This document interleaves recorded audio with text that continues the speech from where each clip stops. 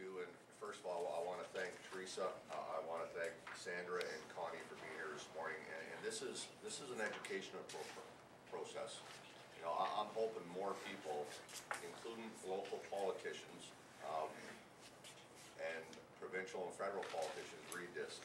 A great job done by yourself and everybody who participated, because, you know, for those that are saying that the recession is over, tell that to the casualties, tell that to the families that are casualties of this recession, because it's far from over, and this is a great tool to educate people throughout all of our communities that we're far from out of the woods yet. I'll take a second and talk about the United Way. You know, the United Way agency has felt the strain like most agencies, but there are so many thousands of people and agencies that depend on United Way. And the United Way has taken a huge hit during this economic meltdown. You know, most of our members that found themselves jobless through no fault of their own, they're not making contributions to United Way any longer. They used to make weekly contributions directly out of their paychecks to United Way when they were working. So you can imagine the funding has decreased significantly. And when you look at United Way and the agencies they support, look at the food banks. Sandra can touch on that. The food banks have never been in such high demand, along with different shelters, along with distress centers. And let's face it, when money's tight, there's a very real possibility that you're going to see an increase in domestic violence. Because around the kitchen table, when money is tight, that's when those people are most vulnerable. And I'm talking about women. And I'm not going to spend a lot of time on it, but it's reality. The domestic violence increases when money's tight around the households, and that's got to stop as well. We've been saying as a union for the last several years that this storm was brewing. And to the local media that's here today, this isn't the first time you've heard me talk about the extreme job loss, not only in Oshawa, but the surrounding communities. You know, not too long ago, in the late 1980s, we had over 20,000 men and women working in the General Motors assembly plant. And for every one job in the assembly plant, it creates 7.5 in spin-off employment throughout this region. Today we have 2,600 men and women working in the GM plant. So you can imagine the devastation on the auto sector of our union and even non-unionized workplaces on the trickle-down effect of job loss. In every one of our workplaces, members that are working today don't know tomorrow if they're going to get their pink slip or tapped on the shoulder because of another plant closure. You know, and I look to our government now more than ever to help those casualties of this recession. Workers didn't create this recession. Financial institutions did, because they were reckless and they didn't care about the middle class. They didn't care about workers. They cared about profits. They cared about putting money in their pockets and not looking at the devastation that they were creating. 10.4% is our unemployment rate here in the city of Oshawa. And I believe when this study was done, it was hovering around the 9% rate. So to the politicians that are trying to mislead people and tell people that we're in recovery mode, things are getting better, we're creating jobs, the data doesn't lie. The men and women going to the local 222 Community Action Center asking for help, looking for jobs, the men and women that are going to Sanders' organization or to any of the other agencies that are helping those statistics don't lie. The need for help has never been so great, not only in the city of Oshawa, but across our country. And shame on our government for continuing to turn their backs to the men and women, to the young children, to our seniors that need help now more than they ever have. Workers didn't create this meltdown, but they're left to deal with it. And I'm going to spend a couple minutes on what was supposed to be a budget. After a 2-month holiday, the government has once again failed to protect the casualties of this recession. Thousands have lost their jobs. Hundreds of thousands of working Canadians have lost their jobs. Thousands right here in the city of Oshawa. And after a 2-month holiday, what did the budget do for those people? What did the budget do for our senior citizens that are living in poverty? Absolutely nothing. Over the next several months, there'll be over 800,000 Canadians that won't have an EI benefit.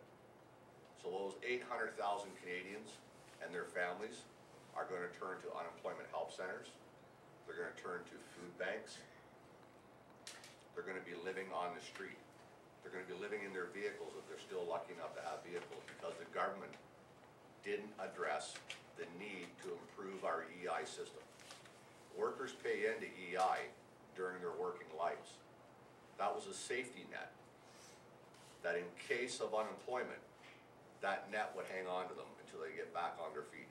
And now over 800,000 Canadians won't have an opportunity. 50,000 auto-related jobs have left our country in 5 years. 50,000. And what has our government done? We need our government once and for all to put in place an auto strategy that works. An auto strategy that gives us fair share of production in this country. And negotiate fair trade agreements. Look at these container ships that come into our country on a daily basis. They're full. They're filled to the maximum capacity the ship can take. And nothing goes back on those ships. Those ships are going back empty. Look at all the workplaces we have in Oshawa and the surrounding region that are empty. Plants that have closed down. Our government should take the initiative and start creating greener jobs. We have the infrastructure. We have the plants. Companies don't have to make huge capital investment to build facilities. We have empty ones all around here. You don't have to drive far without seeing an empty workplace. Another casualty of the recession of where the government has turned their backs. And we should be maximizing our Canadian auto parts production.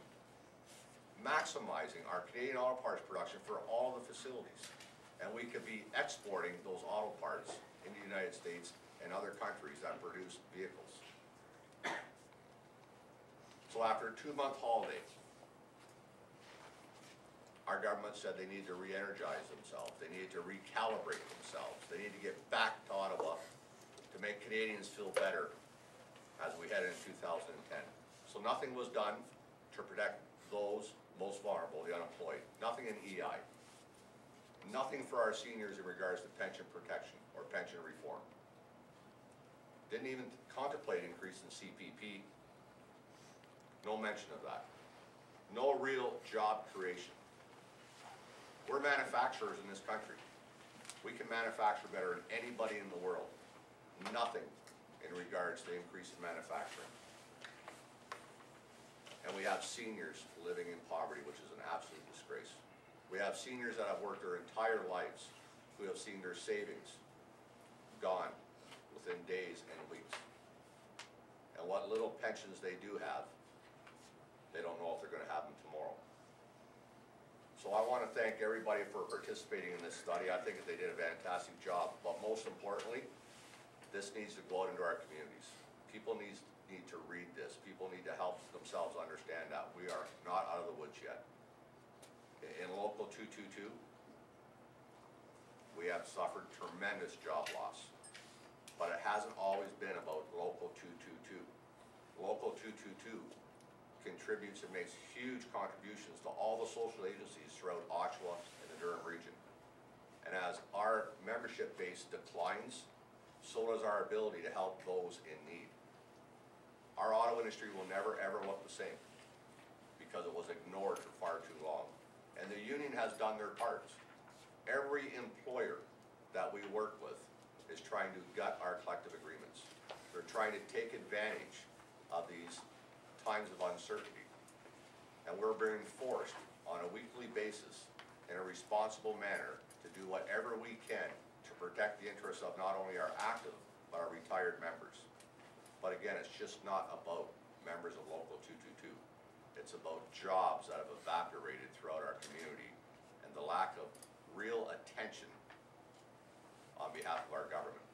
So I want to thank you for being here today. I want to thank you for your study, but most importantly to the media here today, take a copy of this and get it out to your counterparts. Get it out to people in your community, because this recession is not over. It'll take years for the casualties of this recession to start feeling good and for people to start providing for their families, because there are hundreds of thousands of people right now that don't